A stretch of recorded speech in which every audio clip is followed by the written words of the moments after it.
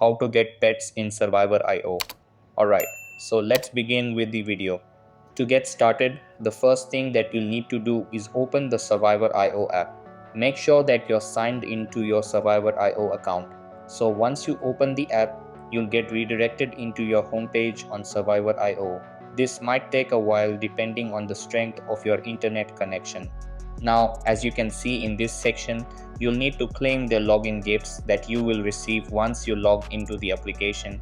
So just go ahead and claim your login gifts before you proceed with the next steps to get pets in survivor.io. So just go ahead and claim all of the necessary gifts that you've received in here. Just go ahead and click on the chapter section.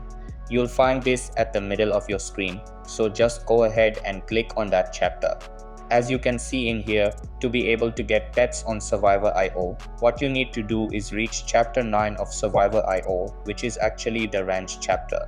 To unlock chapter 9, you'll need to unlock all the other levels of survivor.io. Once you've reached chapter 9 and take your first game, you'll be able to receive the pet feature for your account. So that's basically how you can get pets in survivor.io. So that's all for this video. Consider subscribing if you find it helpful, and I'll catch you in the next one. Thanks.